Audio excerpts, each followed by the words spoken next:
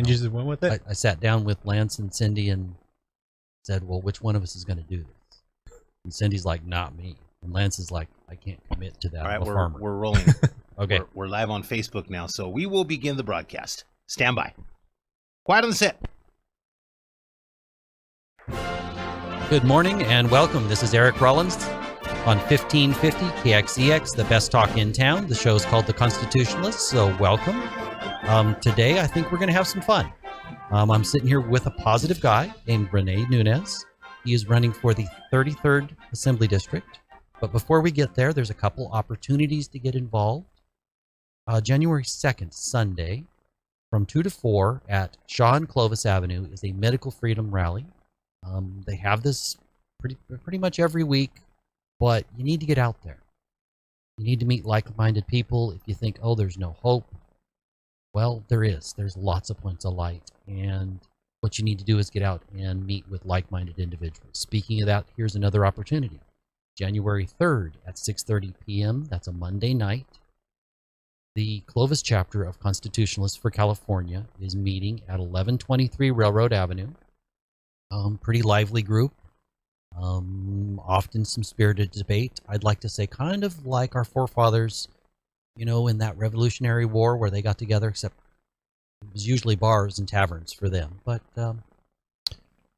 we have a lively discussion, and then we try to take that discussion and turn it into an action plan. What are we going to do this week? Where can we show up? How can we make a difference? I'd invite you to join us. January 4th, if you're closer to Kingsburg, more South Valley, South Fresno County, there is a 6:30 p.m. meeting Tuesday night. That is at 15,000 Rose Avenue. That's at the church in the basement. Kind of same thing. That one's going to be a general meeting. Kingsburg is known for having great speakers. No speaker. We're just going to have a business meeting and try to have a plan of action for what we can do to make our community a better place. How can we preserve freedom? The New Year's upon us. And I think this is a time for reflection. And it's kind of important that we decide how we're going to move forward. A whole lot of us, when all this COVID, of course we were afraid the first 2 weeks. We didn't know anything. Then we were a month in and we began to know a lot more. And that's about the point where we went from 2 weeks to slow the spread to, oh, wonderful. A whole bunch of politicians, particularly blue politicians, said, here's our opportunity to make this a more progressive type of place, particularly Gavin Newsom. Not, oh, here's an opportunity to make sure that people are healthy and safe and that we get our economy back. From the start, that's where he started. There's a whole lot of other blue politicians that went, oh, we have control over people? Well, we like this. And a whole bunch of people seem to comply. I'm happy to say I'm sitting here with somebody that I don't believe is going to comply. We are but one generation away from losing freedom. That is a almost not direct quote from Ronald Reagan. I truly believe that is true. I believe it's our turn to step up. It's our turn to protect liberty and freedom. I would like to go ahead and introduce my guest, Rene Nunez. Tell me a little bit about yourself. Hey, good morning, Eric. First of all, thank you guys for having me here. And my name is Rene Nunez. I'm 33 years old. I'm a single father, a veteran, business owner, and of course, I'm Hispanic. So I'm here. I'm trying to make a difference. I'm trying to do something else.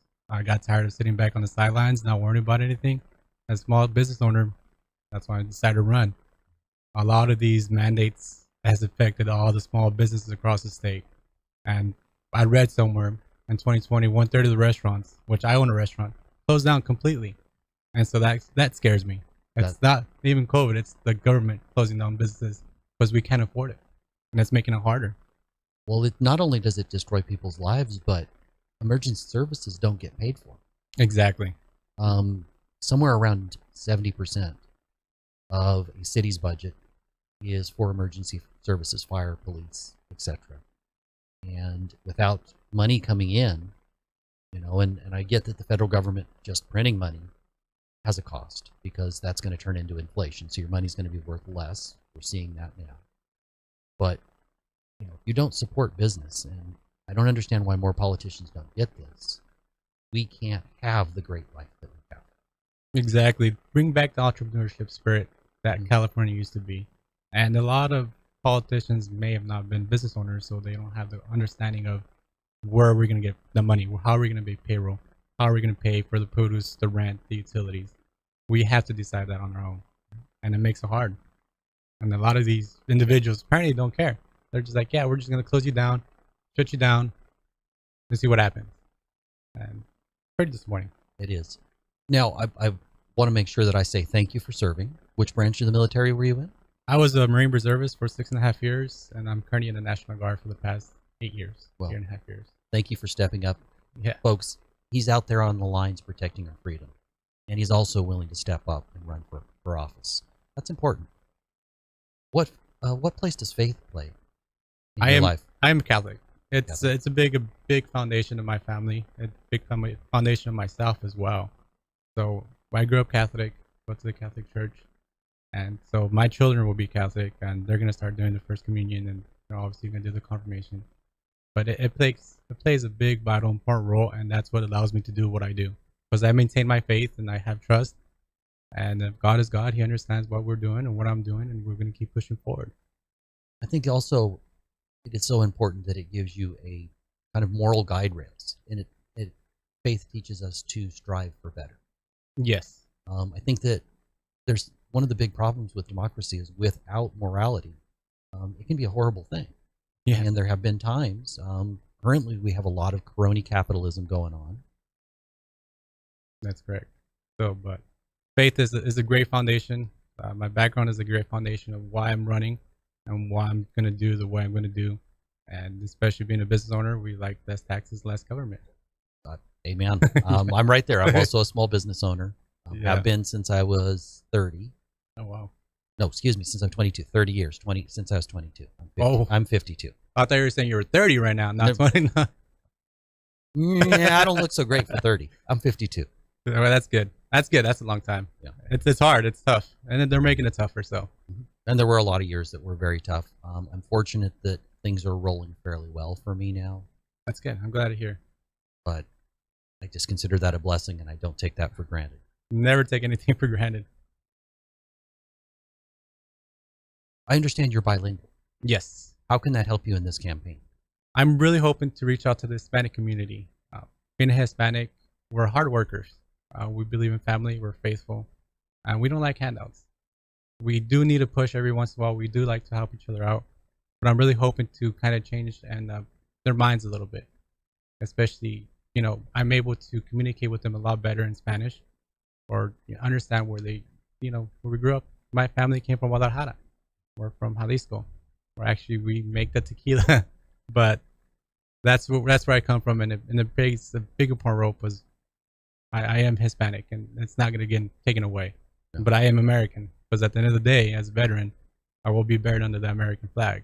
So American first, and you happen to be Hispanic. Yes. I will never forget my culture, so that's for sure. Well, no, it is important. Yeah. I am not diminishing it. I just was making the point that so much of the left sees their culture first and their Americanism second. And how can we have a civil society and a successful society if that's how they view it? Exactly. And what I like about California, we are the melting pot of the world. And California has a lot of cultures. And we have to cherish and, enjoy every single one. Mm-hmm. All of them have great things about them. Now, I would also say that all cultures have some flaws, some weak spots. Yes. So that melting pot, I think if we can take the best of each one of those, we're a better place. Exactly. It's always being positive and moving forward with the good things. But we do make mistakes, and we got to learn from those mistakes and push hard. What do you think the role of government is? The role of government is to ensure the protection of the people. The Constitution was made to control the government from the people, not the people from the government. So when we talk about the government, it's to ensure, liberties, the rights, everything is protected. To be able to speak, you have your First Amendment, you have your Second Amendment, your due processes. Jefferson said, the freedom of the rights. We are here for that, and that's what makes the United States great. But I feel we have changed that a little bit. We're the people that is afraid of the government instead of vice versa. Comes down to who is the servant. Exactly. So I believe a government official is a servant of the people, but exactly, and that's how it should be. And I see it as way as that's another reason why I decided to run is like these individuals sit in the high castle thinking they're not touchable, but once the individuals start talking, or like myself going against them and speaking against them, that's when they're going to start moving around. And we need more people to run for office. Ensure like, hey, you know what? You're not untouchable. We will come as the people. We will come and ensure that you guys are listening to us, to our voices, and we will not stop until it happens. well, that's great. We need more people to step up. I decided to step up in another way, Yes, leading a group, going to school board meetings, but we all have our part to play. exactly. If you're not willing to run for an office, there's all kinds of appointed positions at the county level, at the city level, that allow you to be involved in government and make a difference, even if you don't want to actually run. You can also go the other route, and there's all kinds of ways to get involved with grassroots groups that I think they're important because they're kind of the heart and soul. There's Yeah. where the energy is in the movement. I'm technically a conservative, but I tend to say to people first that I'm an American that believes in our rights and freedoms and how they were laid out.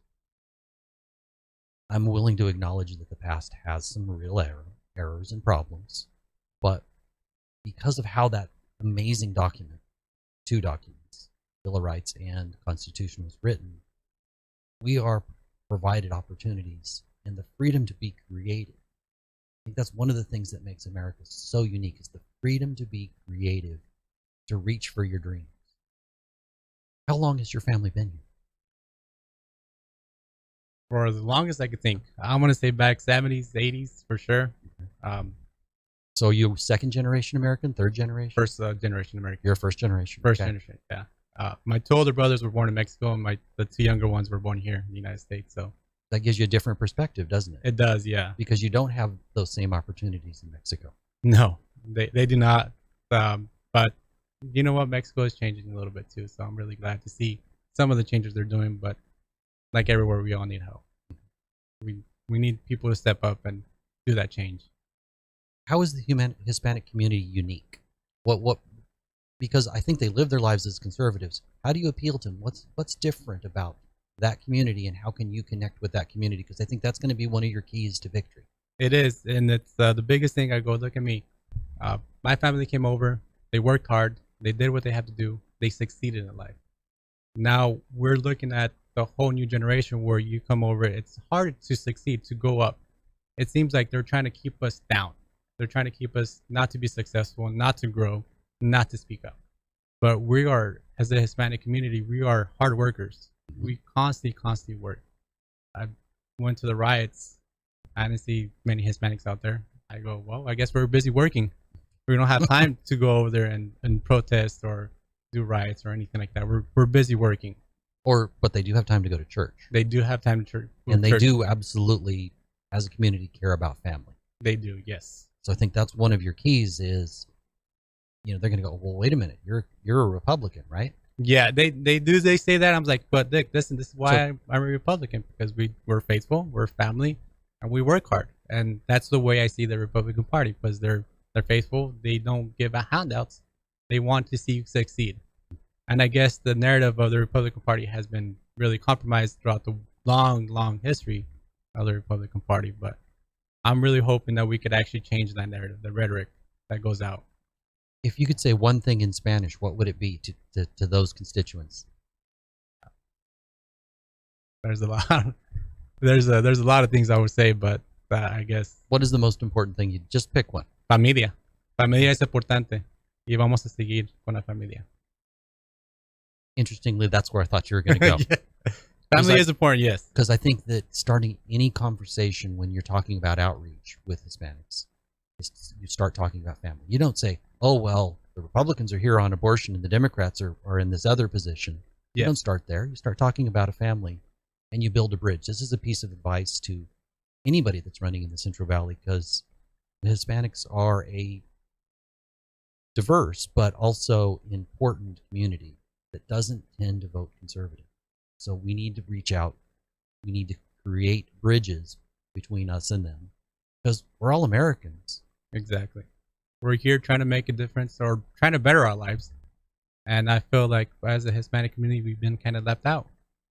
We still, because we mind our business and we do our stuff and we continue like I was running my business, doing my business, doing what I had to do to survive. But it got to the point where I got kind of tired. And that's why I'm here. Well, thank you for stepping up. Yeah. On that note, we're going to go ahead and take a break. Okay. This is Eric Rollins, the Constitutionalist, here on 1550 KXEX, the best talk in town. So I want to talk a little bit about local issues. We touched on family. Mhm. I actually think that family is always a local issue. Yes, it is. The decisions that politicians make directly affect our families. They do. And then I wanted to talk about how this area is a little kind of unique with the water issues, the farmers, and it's not just the farmers. There's also the labor issue, It because is. that is a legitimate issue. And yeah, and that's a touchy point for a lot of people too. Because like, immigration is important because we, as Hispanic, we go and work in the Right. fields, and we don't have people picking our food. Then what's going to happen? Right. All right, so we're going to go ahead and come back, but thank you to my Facebook friends. So we're ready to roll. This is Eric Rollins, the Constitutionalist, here on 1550 KXEX, the best talk in town.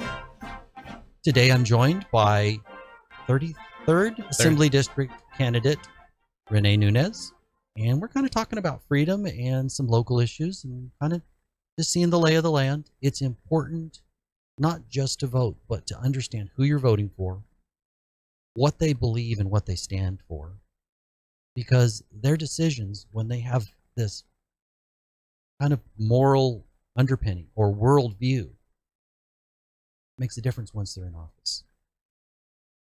If they're truly a servant at heart, that makes a difference. If they have a moral center, that makes a huge difference. Do they believe in big government or small government? That makes a difference. And I'm happy to say that so far I'm getting some pretty good answers. Rene, what do you think we do about water?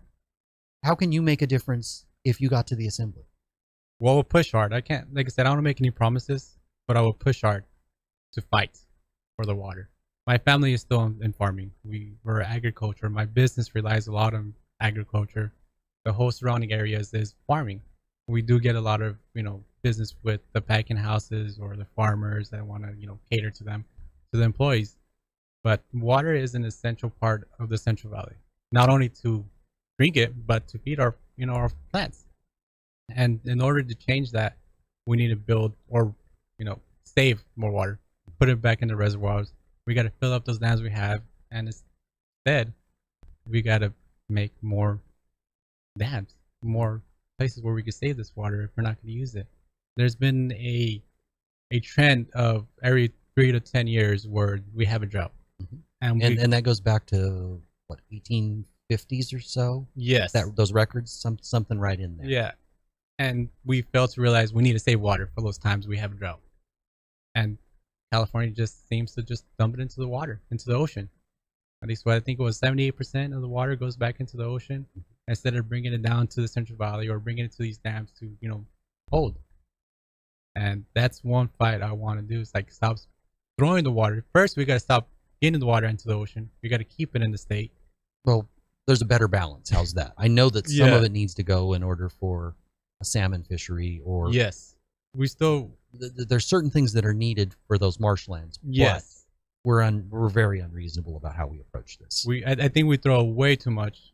To my understanding, they throw way too much water into those parts where we needed more water into the Central Valley where we need to grow the crops. Without the crops, there's no work. Without work, there's no money in the Central Valley. There's no jobs, and then I lose money. Everybody in the Central Valley, that it's their whole world decides on agriculture. Their job is on ag.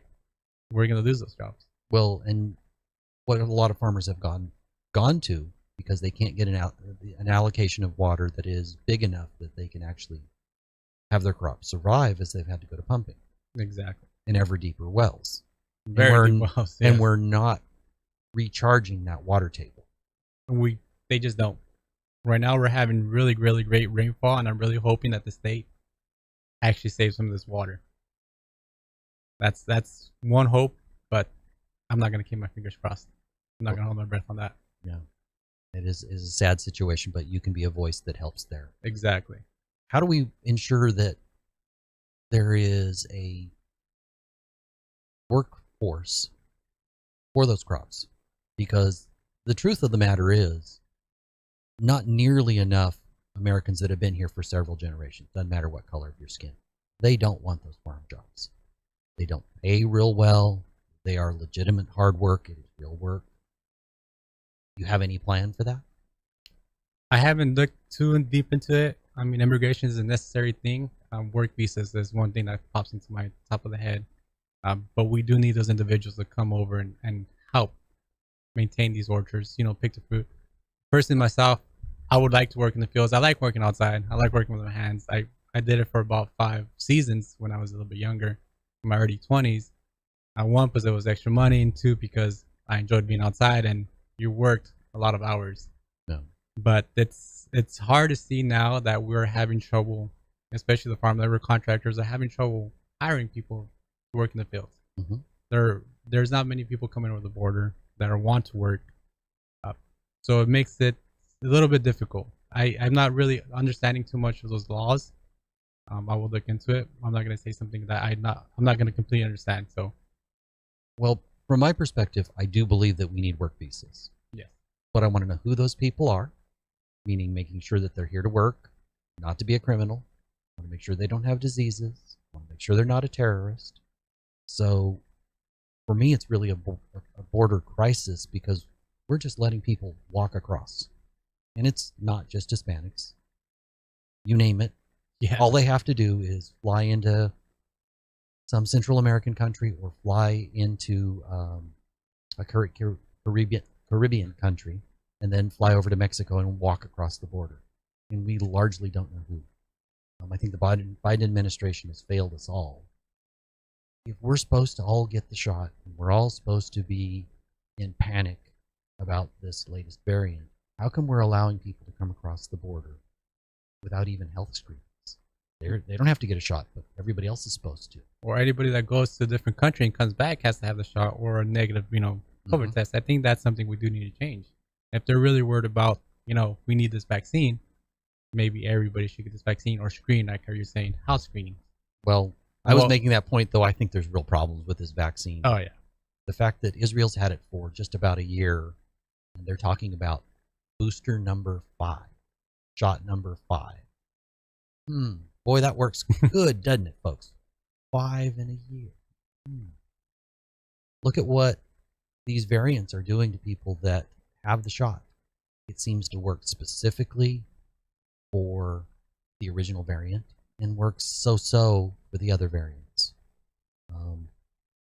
I don't know. I don't trust the politicians a whole lot, and the fact that natural immunity is not even on the table as part of the discussion. Like, how many thousands of years have humans had an immune system, and it seemed to work most of the time? Now, that's not to say that some people shouldn't get the shot.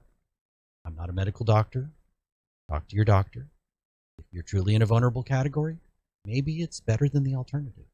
But if you're not, what are we doing? Because there are definite side effects that we're typically not allowed to discuss. That kind of leads me to medical freedom. Where do you stand? I don't believe in mandates. If you want to get the vaccine on your, like you're saying, talk to a doctor, consult with somebody, learn about it, and then get the vaccine if necessary. But I'm against the mandates. I don't like when people like, hey, you got to get the shot, or you got to do this, or you got to do that. It's like when you're trying to tell your kid, hey, you can't go outside. They're going to be like, well, I am. They're going to do something against it. No. But well, but there's a difference. The role between a parent and a kid is very different than the role between government and a citizen. They're going to be more. You have legitimate authority over your kid. The government has very limited authority. That's where we have the Constitution. And we have the Constitution, and we do have a bunch of laws that adults have agreed on, because these are the rules of society. Exactly. But that's different than mandates that King Mussolini or others have decided to impose upon us. Yeah, and I'm against the mandates. I'll be honest. I'm against the mandates. Like I said, I'm not a doctor. We're not doctors. We're not that and go, study about this. I could look at the research and I'll still be like, all right, well, I'll get the vaccine or I won't get the vaccine. But you should decide what you want. What's good for your body.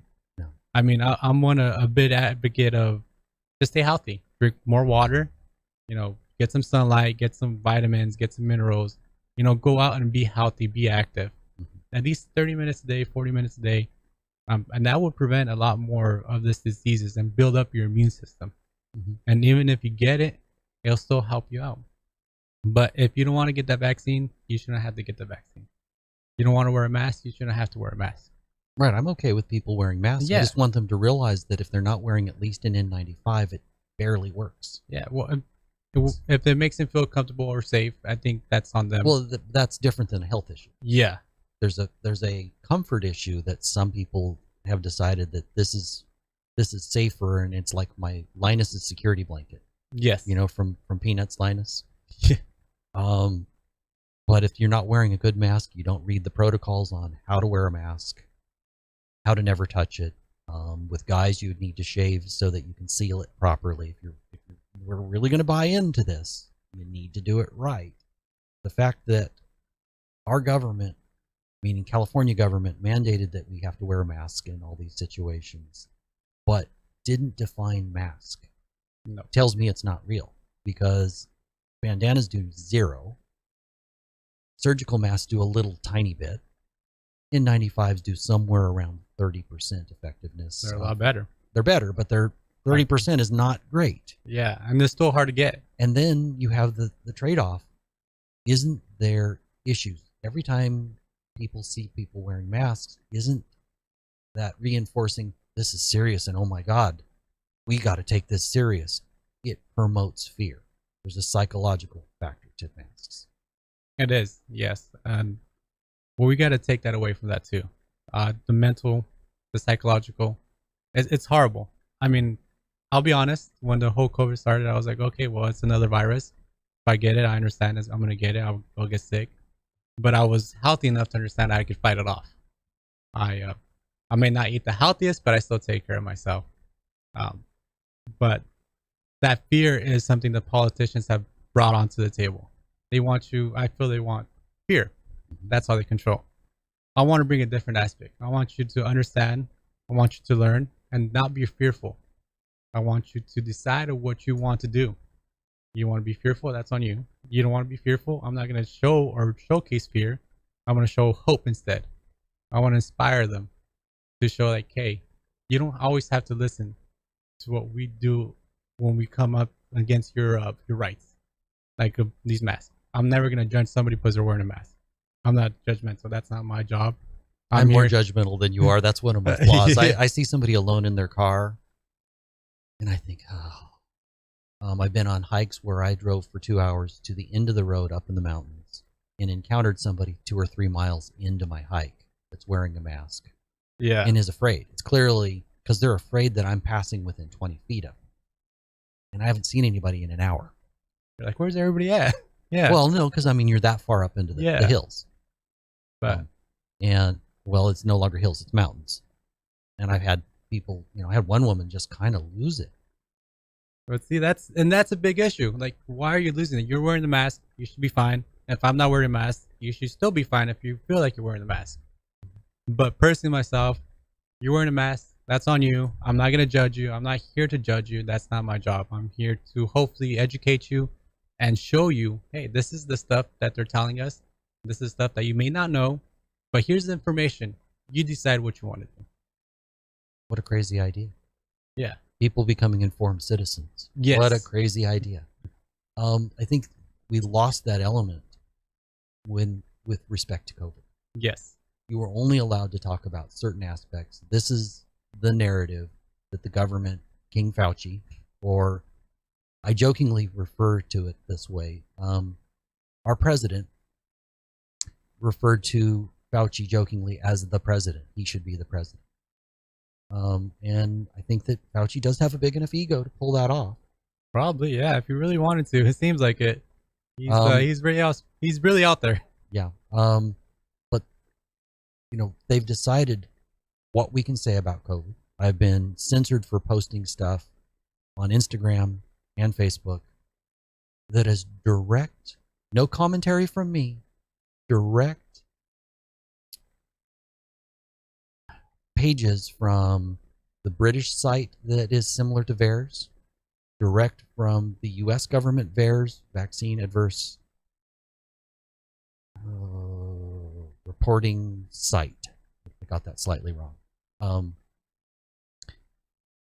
I've been censored for reporting something directly from the government with no personal commentary. I've been suspended. And that's against your First Amendment. Yeah. And that's wrong. Well, one aspect of First Amendment. Yeah. Yeah. It's freedom of speech. Mm-hmm. What would happen to it? Well, I was kicked off for a couple days, or in some cases, it was removed. In some cases, they put a big banner saying "warning," and I'm thinking this came directly from a government agency. Well, like, who's telling the truth then, right? Yeah. But like I said, let's be informed. You make your choice. We're going to go ahead and take another break. Okay. Hey, Woody. Well, we're going to take a break in just a minute. I kind of wanted to move on to some of the crazy things that have happened in regards to schools. Okay. So we're going to go ahead and take a break. This is Eric Rollins, the Constitutionalist, here on 1550 KXEX, the best talk in town. Really wanted to say thank you. This has been a great journey. This is for all my Facebook fans and also some people on Twitter. We just went on Twitter. Soon we'll be on YouTube. And really, this has become a calling for me. It started out as this nerve-wracking experience, and it's kind of evolved into something that's kind of fun. And I've loved all of the great people I've met along the way. Excuse me, Eric. We have a caller on the line. His name is Daryl, and he's from Barstow, and he's in your district. That's well, I'm talking about the 33rd district. Yeah, is the new yeah. one. He wanted to chime in on your topic. Okay. All right, Daryl from Barstow. He's on the line, and I'll feed him through. Okay. All right, let's go ahead and start the last segment. Here we go. This is Eric Rollins, the Constitutionalist, here on 1550 KXEX, the best talk in town. Today I'm joined by Rene Nunez, and apparently we have a caller, Daryl from Barstow. So welcome, Daryl. Oh, hello. Am I on the air? You are on the air. Did you have a question? Hi, my name is Daryl. Daryl Kraft. I'm a conservative stand-up comedian here in California, and the craft is easy for me. That's what my catchphrase is.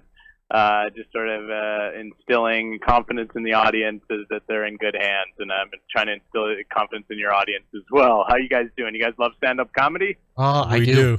do. I do, at least. I know we were in unison on that one. Who's your favorite guys right now? Who are your? I don't want to go full Mark Maron on you, but who are your guys? I don't have any right now. We have a couple local ones, but they're all really good. Yeah, I like local. the local stuff too, and the conservatives and the people who are out there. And so you're running for office, and I guess my question for you is in regards to stand-up comedy, in regards to open mic, and there's an issue where somebody will basically say something is an open mic, meaning anybody can perform, but then you show up and they say, "Oh no, it's you," and then they say, "No, you actually can't go up on this," and then it's like, well, how can you call it an open mic then, though, if you're not going to let everybody go up? And what are you going to do about that issue? Well, that goes back to the First Amendment, the freedom of speech. I mean, exactly. This is what I say to them. It goes back to freedom of speech. You're my kind of candidate. Yeah, but how are you going to make it so that they have to put me up on the show and they have to let me perform? I guess is my main question. That would be kind of hard to do because it is their business, and as a business owner, it's like I'm not gonna have the government like, hey, you have to do this, right? That's yeah. I'm against that kind of stuff, but so you're not a big free speech guy when it comes down to it. When you really get down to it, and you like to say it, but if it comes down to it, and somebody calls and says, hey, will you call a local bar and tell them, hey, you have to put this guy up on stage and let him talk? Then all of a sudden, free speech goes out the window. No, it's kind of hard. Like, we're talking about, as a business owner, right? I own a business, and I hate when the government calls me, like, hey, you have to do this. Like, but why? It is my business, right? It's one of those things. Because of free speech, and because, but I do my poopy diaper bit, and that needs to be that's a bit that makes people laugh and it's funny to people. I say, I did a poop in my diaper. And people get offended for that? And that's, oh, buddy, you wouldn't believe it. When I actually take the diaper out and I actually poo into the diaper and then I show the people, they get so offended. They start saying, it smells so bad, get him out and get him out of here. And it's like, what has even happened to free speech? But I will vote for you definitely because you sound like a pretty cool guy. Thanks, Are you a fan of Joe Rogan? I am, yes. Yeah. And well, yeah, we got to make sure about the new districts. There's going to be 33. I think Barstow is currently Assembly District 33. But now the Assembly District 33 is going to move up to the Central Valley. Oh, I see. So I'm not even. So you can't even help me with my issue. I won't be able to even help you. I won't even be able to think, hey man, I'm gonna go over there and support. I would love to. Okay, I appreciate the time. Anyways, Eric, mustache looking good as always, my friend. That's a. But you gotta invite me to one of your shows. So, you can come to one of my shows as soon as they let me do one of them, my friend. I'll see you later. Bye. All right. Thank you very much. He seems really excited. He does. Yeah. I do think there's a hard line. I understand that the First Amendment is really important. Yes. But you've got also the issue of the business gets to decide what they want.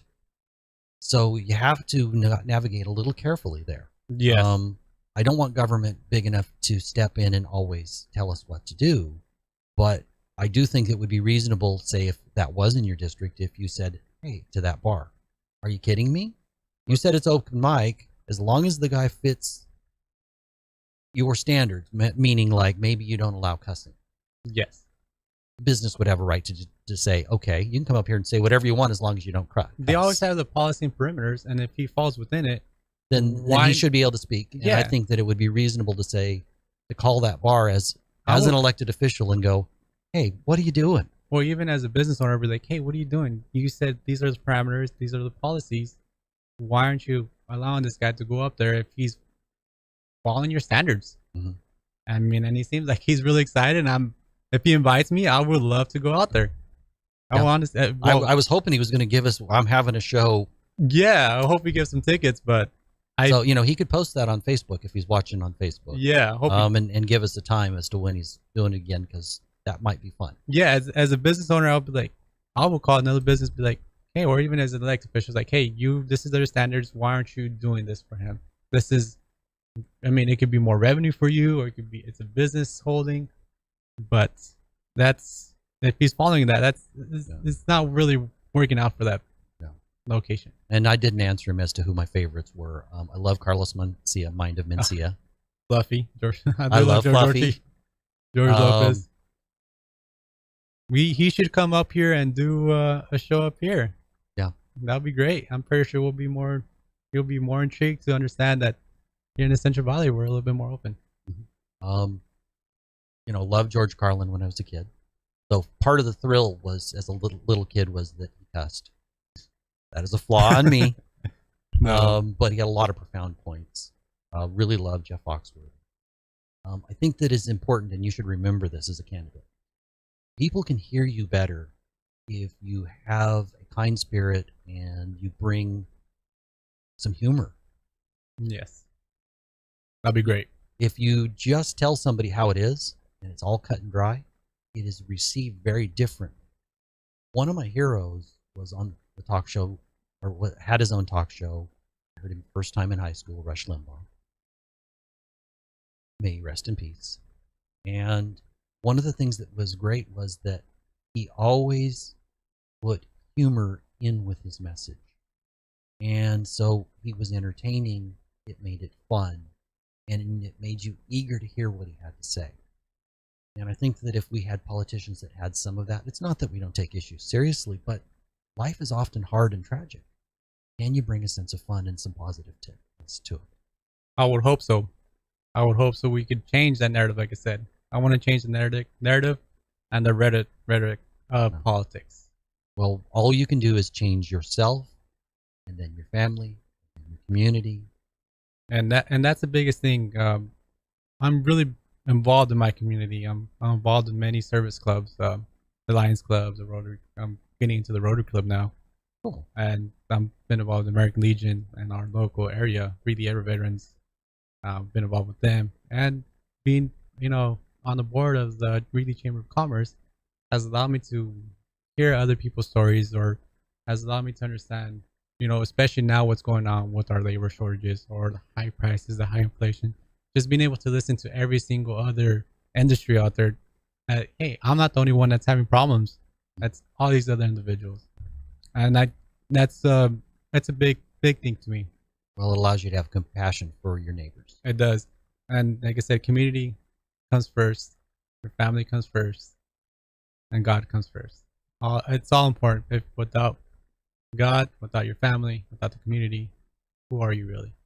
Yeah, absolutely. So, because none of us can successfully stand alone. Exactly. We always do need help. We need that push, and I want to inspire people. I want to motivate people. I want to create that hope that, even if if it's a conversation of that hope, and it takes 10 years to go down the road and create that, we're back into California. We have this entrepreneurship spirit. We get our rights back. Our businesses could actually grow and flourish, not with any crazy mandates. Getting back to schools, the California legislature, Assembly and Senate, have written some rules that I think are a little crazy. They've decided that we need to teach critical race theory. They've decided to call it ethnic studies. But the writer of the bill, one of the key writers of the bill, is quoted in an interview that ethnic studies isn't ethnic studies without critical race theory. So in his mind, they're completely intermeshed. One is integral to the other. Yeah. Which tells me, and I consider critical race theory to be just teaching racism. Just that simple. If you know everything about somebody by the color of their skin, not the content of their character, that's racist. Just that simple. Yeah, just by looking at something, that's not right. That's not right. That's not right at all. And that is coming down next year. That was a law from the Assembly that we're going to have ethnic studies. Now, how that gets taught, there's a little bit of leeway. It might not be that big a deal, or it might be exactly what I described. And it depends on the school district. If you're in the Assembly, how do you stop crazy stuff like that? Who do you ally with? Who do you speak to? That's something I can't speak on because I'm not there. I don't know who thinks how or how they operate, so I cannot speak. Hey, but again, my goal is to fight, to be that voice, to come bring it to the Assembly grounds and say, this is not right. We got to change how we're writing this. We got to change how we're moving about this. We can't teach our children to be racist. No. And the biggest thing, what I love about the military is we don't see color. We see that green uniform, and it says U.S. on our uniform. That's all we see. You're doing your job, I do my job. You got my back, I got your back. And that's the end of the story. Well, especially in the Marines, because you're more of a fighting force than the others. Yes. You really have to have that trust. Exactly. And especially on small teams, you have to know, like, hey, this guy's going to do his job and I'm going to do my job. So as a sergeant, you were a leader of a small team. Yes. How many guys were in your unit? 12. Well, in my unit, my squad was 12. And okay, squad is smaller, unit's bigger. Yeah, so we have platoon companies. So in the platoon, there was about 45. I had a squad of 12. But when I deployed to Africa, I had 3 people because we were training other individuals. We were training the host nation.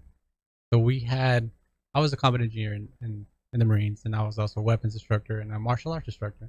So I had all these different jobs that I was able to do when I was training in the host nation in Africa. But I had about 45 people we trained or we instructed. We had to make sure that they had everything they needed. And so, but it didn't matter. They were the guys, the other 3 individuals that were in my team, my specific section, we knew what we were doing. We knew how to communicate. We trained. I was only Hispanic in that team. But they trusted me. We saw eye to eye. Everybody saw eye to eye. And that's what really matters at the end. It was the personality. It was a person. It was a character of that person. Can I trust that person? It doesn't matter what skin color they are. And Burundi is Central Western Africa? It's Central Africa, yes. It's right next to the Congo. Okay, so it's farther inland than I thought. Yes. I thought it was on the coast. No, it's not. Farther inland. It's a Finland. Yeah. So, but it was a great experience. How did that change your perspective, or not necessarily change your perspective, but I find that when people travel to other countries and they see the differences, the profound differences between the freedoms here and what's available in other countries, they bring that experience. How did that change? Well, I would say, first of all, we take everything for granted. From running water to nice roads to having people picking up your trash. Over there, they were all volunteers. That was the third poorest country in the world.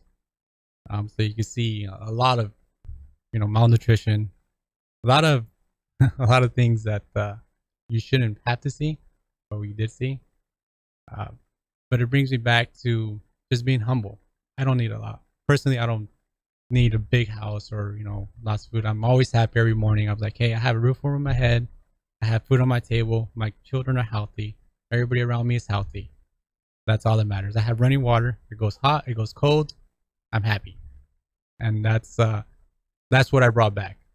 Well, that's good, because a whole lot of people that are right about your age range, yeah, and a little younger, feel entitled. They're mad because they went to college, and then when they came out of college, they're not getting paid the same as the guy that's been there for 15 years. And that's sure. I'm definitely not one of those guys. I hear that from all kinds of business owners, where they have trouble finding from the younger generation people that really want to work. It is, and I would say firsthand experience. It's being a small business. I can't pay what McDonald's could pay or what In-N-Out could pay, $18-$17 an hour, or what Walmart could pay. And they're going to be like, yeah, I'm going to go to Walmart. I get paid $18 an hour. I get all these benefits. There's a big corporation. It's hard to compete against them. So we don't get the best. We're trying. I'm pushing. We're trying. We're still continuing to try. I mean, but how you treat them might be how you keep a lot of those employees. Exactly. It is. And I try to treat them as, we're human beings. I'm not your boss. Sometimes we're going to have to come down to just like, hey, do this. I am your boss. But if you're doing your job, I'll do my job. Everybody's happy. And that's the way I was brought up. It's not like, hey, I'm better than you because I'm the boss. No, I'm like, we're both doing our job. My job's a little bit different. I might have to do other things, but your job is to do here. But even then, it's still hard to find the right people to work in that industry. It's a restaurant, so we do, we deal with customers and stuff like that. Oh yeah, and the customer's always right up to the point of completely unreasonable. Yes, exactly. It's like, okay, you're going. That's when they call me. It's like, hey, you got to deal with this guy. I was like, okay, you know what? We can't do that. This is why. And they were like, hey, well, can I talk to the manager? Well, I own the business, so you're talking to me right now. Yeah. So it's one of those things that's kind of hard. It's finding the middle ground and trying to be just compassionate about everything. I just being happy and enjoying what you do. I enjoy what I do. I mean, everybody loves food, so it's kind of hard to go away from that. But it's hard to find the right people to take care of your business like you want it to be taken care of. Well, it's hard to get them to become invested like you are. Exactly, and it makes it hard when, still being a National Guard, I get called up. I go to the fires, I go to the riots, I go to annual training, I do my weekly training or my monthly training, and just leaving somebody's like, I have to trust those people to take care and run the business. And well, that means you need to set up a system of people you trust. Exactly. You can't treat it as just your employees. They have to be also invested. Exactly. So I try to give that connections like, hey, this is your restaurant. This is without you guys working it. When I'm gone, I can't pay you. We're not going to be here next week. Yeah, go down the road. You give them a sense of purpose, pretty much. So you jumped into this because you felt you needed to step up. Yes. Why? COVID kind of really pushed me to overboard, and just seeing our rights taken, all these mandates going up. We had to close down the restaurant for a good, I think, 6 months last year. Wow, Reedley was 6 months. I was fortunate to live in Clovis, and we shut down March. It was March to June, and then we closed down again until like October. See, we didn't. We shut down in March, whatever that date was. I can't remember. Yeah. And Clovis reopened May 8th. Okay. May 8th. Oh, wow. That's a pretty small window. Yeah. It wasn't that bad. Yeah, Still thought it was tyranny, but it wasn't terrible like what you're talking about. Yeah, well, 2 rounds. Yeah. Yeah, they didn't wipe you out with the first one, so they tried to get you with the second one. Yeah, well, it was more like, hey, well, you could let customers in, they could sit down and all that good stuff. Well, whatever the state regulated, During that time too, I was going to the riots. I was going to the fires in the same year last year. Now, by the way, folks, that is as the National Guard. Yes, yeah. This is Eric Rollins, the Constitutionalist, here on 1550 KXEX, the best talk in town. So we're still on Facebook. How do people contact and find out about you? I know you have an event coming up. Is it this Wednesday? So tell us about that. So you could always contact us. You could look at my website, nunezforassembly.com. You have all the information on there. Facebook, we're on Facebook and Instagram. And like yourself, I'm trying to figure out how to work Twitter really well. But Facebook and Instagram are really good that I associate myself. You always message me there. Message me through the website. Again, it's nunezforassembly.com. And that's with A Z. with a Z. With Nunez a Z. with a Z. Nunez with a Z, yeah. And then you have an event. Is it this Wednesday? This Wednesday, it's a meet and greet. Come find out if you want to volunteer. We're always, as this campaign is starting, we're going to push forward. We're going to push hard. And we're always looking for volunteers. We're looking for interns or anybody that would help us out. So when and where on that event? So January 5th, next Wednesday at 7 p.m. at El Rincon Americano in Reedley. Okay. And if you guys have time, come. So say that one more time. At January 5th 5th. at 7 p.m. in El Rincon Americano in Reedley. It's 1514 East Manning Avenue in Reedley, California. Well, I look forward to that in the new year. Yeah, yeah. And I hope everybody has a happy new year and be safe and enjoy your families. I think that's a wrap. Thank you, folks. Thank you very much. Thank you. It's time to get involved. Yes, please do. That's a wrap, Woody. All right. Kill the feed, Jose. Well, thank you very much. You're I think welcome. that went pretty well. Thank you. Yeah. Yeah. You got to work on your answers on water a little bit. Yes, I do. Yeah. The biggest thing is I understand Because one of the, your huge donors are water yes, farmers. And like I said, my family's your still area. farmer.